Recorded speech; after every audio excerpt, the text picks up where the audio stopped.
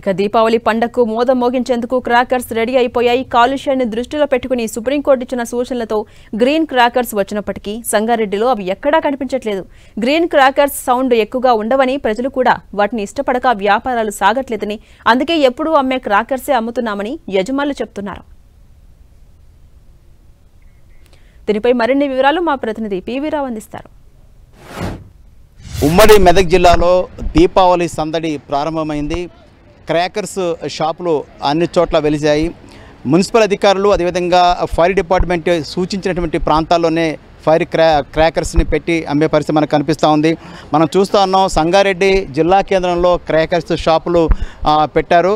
గత ఏడాదితో పోల్చుకుంటే ఏడాది కూడా కొంచెం బిజినెస్ ఎక్కువగా ఉండే అవకాశం అయితే కనిపిస్తూ ఉంది. మనం చూస్తున్నాం సంగారెడ్డిలోని బైపాస్ రోడ్డు ఉన్నటువంటి క్రాకర్స్ షాప్స్ ఏవైతే ఉన్నాయో ఆ షాప్స్ మనం చూస్తున్నాం.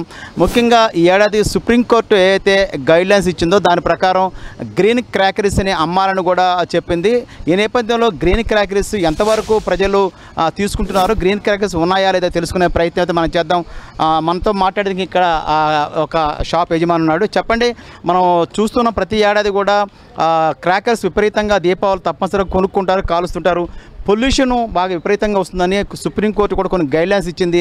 గ్రీన్ క్రాకర్స్ని సంగారెడ్డిలో మన దగ్గర దొరుకుతున్నాయా? మీ షాప్లో ఉన్నాయా?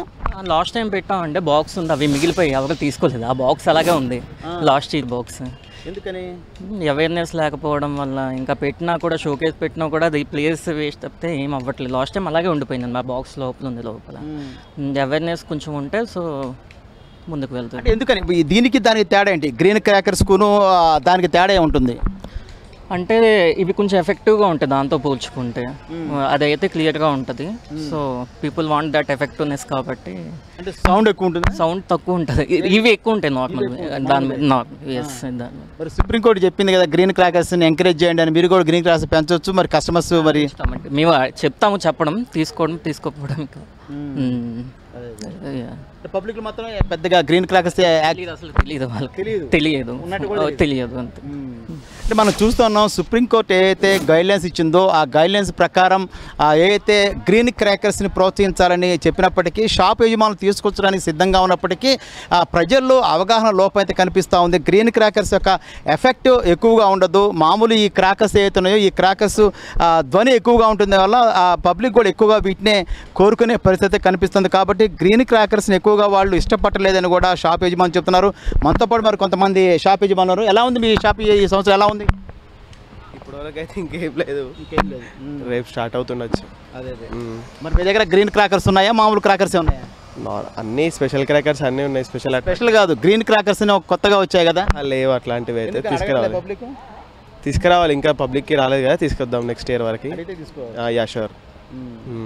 అంటే ముఖ్యంగా షాప్ యజమానులు ఒకటే చెప్తున్నారు, సుప్రీంకోర్టు ఏదైతే గైడ్లైన్స్ ఇచ్చిందో గ్రీన్ క్రాకర్స్, ఆ గ్రీన్ క్రాకర్స్ తీసుకురావడానికి సిద్ధంగానే ఉన్నాము.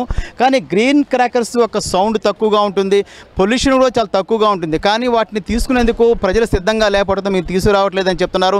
ప్రజల్లో అవేర్నెస్ పెరిగి గ్రీన్ క్రాకర్స్ పట్ల వాటి యొక్క ఆసక్తి పెరిగితే తప్పనిసరిగా వాటి కూడా తీసుకొస్తామని చెప్తున్నారు. మొత్తం మీద చూసుకున్నప్పుడు బిజినెస్ అయితే గత ఏడాదితో పోల్చుకుంటే ఏడాది కొంచెం తక్కువగానే కనిపిస్తుందని చెప్తున్నారు షాప్ యజమానులు.